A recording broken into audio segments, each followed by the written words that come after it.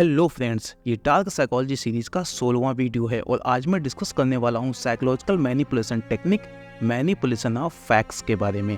तो अगर आपने अभी तक हमें फॉलो ना किया हो तो फिर फॉलो कर लीजिए। तथ्यों का हेरफेर यानी कि मैनिपुलेशन ऑफ फैक्ट्स एक बहुत ही पावरफुल साइकोलॉजिकल मैनिपुलेशन टेक्निक है, क्योंकि it is based on facts that are subject to interpretation.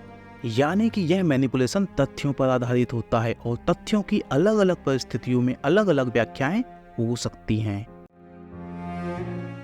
जब कोई मैनिपुलेटर फैक्ट्स को मैनिपुलेट करता है तो टेक्निकली वह झूठ नहीं बोल रहा होता, लेकिन इथिकली यानी कि नैतिक रूप से वह झूठ बोल रहा होता है।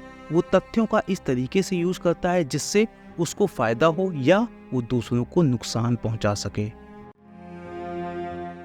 कोई भी मैनिपुलेटर फैक्ट्स को मैनिपुलेट करने के लिए 3 तरीके का यूज कर सकता है। पहला, चेरी पिकिंग ऑफ फैक्ट्स। इसमें मैनिपुलेटर सिर्फ उन तथ्यों को सामने रखेगा जिसमें उसको फायदा हो। दूसरा, ओमिटिंग सर्टेन फैक्ट्स। इसमें मैनिपुलेटर उन तथ्यों को छुपा लेगा जिससे उसकी सच्चाई उजागर हो सकती हो या फिर उसको नुकसान हो सकता हो। तीसरा, taking facts out of context. जैसे मान लो किसी ने किसी के बारे में मजाक में कोई बात कह दी, तो जो मैनिपुलेटर होगा वो अपने फायदे के लिए उसी मजाक वाली बात को दुनिया को ऐसे बताएगा जैसे कि वो सीरियस तरीके से कही गई हो। जो मैकियावेलियंस होते हैं या मैकियावेलियन माइंडसेट के पॉलिटिशियन होते हैं, वो फैक्ट्स के मैनिपुलेशन में माहिर होते हैं। ऐसे पॉलिटिशियन झूठे तथ्यों को भी इतने कॉन्फिडेंस के साथ बोलेंगे कि जैसे वो शाश्वत सच हों।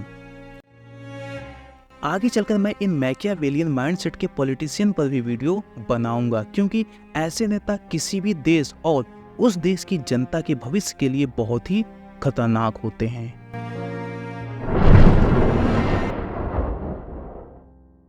आगे बढ़ूं उससे पहले फैक्ट्स के बारे में एक बात जान लो। फैक्ट कितना भी इनडिस्प्यूटेबल हो यानी कि निर्विवाद हो, लेकिन उसकी भी अलग अलग व्याख्याएं हो सकती हैं।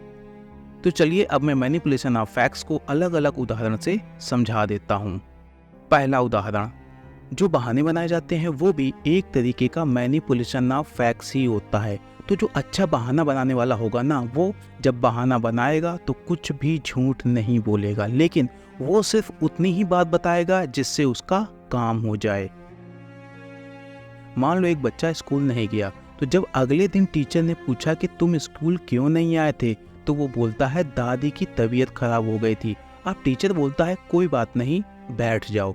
अब बच्चे ने ये नहीं बताया कि उसकी दादी तो ठीक है, पड़ोस में एक दादी रहती थी, उनकी तबीयत खराब हुई थी। तो देखा, चवन्नी जितने साइज के बच्चे ने भी डार्क साइकोलॉजी का यूज करके अपने टीचर को मैनिपुलेट कर दिया।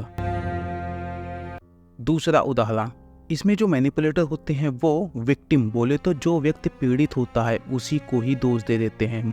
मान लो किसी रिलेशनशिप में वाइफ मैनिपुलेटर है और वो किसी बात पर अपने हस्बैंड से नाराज हो गई, फिर वो हस्बैंड को डराने के लिए, उसे कंट्रोल करने के लिए घर से निकल गई, और जब हस्बैंड डर गया तो वापस आ गई। बाद में हस्बैंड से बोलेगी कि मैं तुमसे और इस घर के लोगों से इतना परेशान हो चुकी हूँ कि समझ नहीं आता कि क्या करूँ।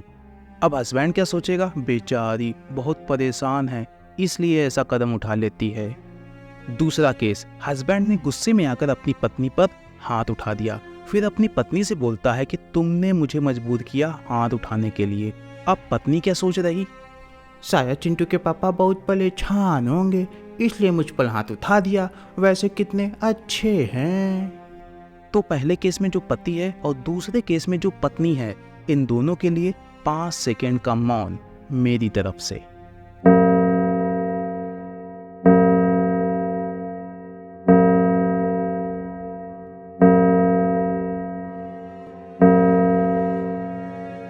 अब एक और फैक्ट्स मैनिपुलेशन टेक्निक को एक्सप्लेन कर देता हूँ। इसे बोलते हैं विदहोल्डिंग ऑफ की information and strategic disclosure of facts. इसमें मैनिपुलेटर सही इंफॉर्मेशन तो देगा, लेकिन उसका उद्देश्य होगा उस सही इंफॉर्मेशन से भी सामने वाले को मैनिपुलेट करना। क्योंकि मैनिपुलेटर अच्छे से जानता है कि जब वो कोई भी जानकारी सामने वाले इंसान को देगा तो सामने वाले इंसान का रिएक्शन कैसा होगा, वो इस बात पर निर्भर करेगा कि उसका मूड कैसा है, खुश है, गुस्से में है, तनाव में है या फिर शांत है। मान लो आपका भाई आपके किसी दोस्त से आपका जो रिश्ता है उसे बिगाड़ना चाहता है। तो एक दिन आपके भाई को आपके दोस्त के बारे में कुछ ऐसा पता चला जिसे सुनकर आप टेंशन में आ सकते हो। तो आपका भाई उस इंफॉर्मेशन को आप तक उस टाइम पहुंचाएगा जब आप पहले से ही गुस्से में हो या तनाव में हो। फिर जैसे ही वो इंफॉर्मेशन आपको मिलेगी, आपका जो गुस्सा है वो कंट्रोल से बाहर हो जाएगा और आप अपने दोस्त के ऊपर गुस्से से फट पड़ेंगे। आपके भाई ने ऐसा इसलिए किया क्योंकि अगर वो इस इंफॉर्मेशन को उस टाइम देता जब आप खुश होते तो शायद आप इग्नोर कर देते या फिर अपने दोस्त पर इतना स्ट्रांग रिएक्शन नहीं देते और आपका आपके दोस्त के साथ रिश्ता भी नहीं बिगड़ता। लेकिन आपका भाई तो रिश्ता बिगाड़ना चाहता था। विदहोल्डिंग ऑफ की information and strategic disclosure of facts, इन दोनों टेक्निक्स का किसी भी इंटरपर्सनल रिलेशनशिप में, बिजनेस रिलेशनशिप में और पॉलिटिकल डिस्कोर्स में बहुत ही ज़्यादा यूज किया जाता है। पॉलिटिशियन तो इस टेक्निक का यूज रोज ही करते हैं। जैसे मान लो ऐसी कोई रिपोर्ट सामने आती है जिससे सरकार की जो छवि है वो बिगड़ सकती है या सरकार की जो सच्चाई है वो सामने आ सकती है। तो सबसे पहले सरकार ये चाहेगी कि वो रिपोर्ट पब्लिश ही ना हो या फिर पब्लिश हो भी तो कुछ इन्फॉर्मेशन हटा दी जाए। लेकिन मान लो सरकार के ऊपर कानूनी बाध्यता है कि उस रिपोर्ट को ठीक वैसे ही पब्लिश करना होगा जैसी वो बनी है। तो अब यहाँ सरकारें 3 काम कर सकती हैं। पहला, अगर सरकार डेमोक्रेटिक वैल्यूज पर भरोसा करती है तो वो उस रिपोर्ट को छपने देगी और क्रिटिसिज्म को फेस करने के लिए रेडी हो जाएगी।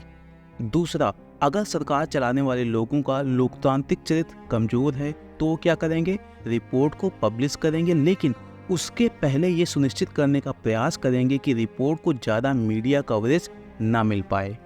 उसके लिए रिपोर्ट पब्लिश करने से पहले ही कोई बिना महत्व का मुद्दा उठा देंगे और फिर टीआरपी की तलाश में रहने वाली मीडिया उसी पर लगी रहेगी और रिपोर्ट को मीडिया कवरेज नहीं मिल पाएगा, जिससे लोगों को उस रिपोर्ट के बारे में पता भी नहीं चल पाएगा। तीसरा, अगर सरकार चलाने वाले लोग बहुत ही कायर और ऐसे लोग हैं जो डिक्टेटर माइंडसेट के हैं तो वो क्या करते हैं आप अच्छे से जानते हैं। वो पहले से ही मीडिया को कंट्रोल करके रखते हैं। तो बस वो मीडिया से ये कहेंगे कि ये रिपोर्ट मुझे पब्लिश करनी पड़ रही, लेकिन ध्यान रहे कि लोगों तक इसकी जानकारी ना पहुंचे। बाकी मीडिया वाले अपना काम करना अच्छे से जानते हैं। इसके अलावा और भी तरीके हैं फैक्ट्स को मैनिपुलेट करने के, जैसे फैक्ट्स को बढ़ा चढ़ा कर बताना, फैक्ट्स को इस तरह बताना जिससे सेंसेशन क्रिएट हो, किसी फैक्ट का महत्व कम करके बताना इत्यादि। तो ये था आज का वीडियो। बताइएगा कैसा लगा। जल्दी आएंगे हम नेक्स्ट मैनिपुलेशन टेक्निक के साथ, तो फिर हमें फॉलो कर लीजिए।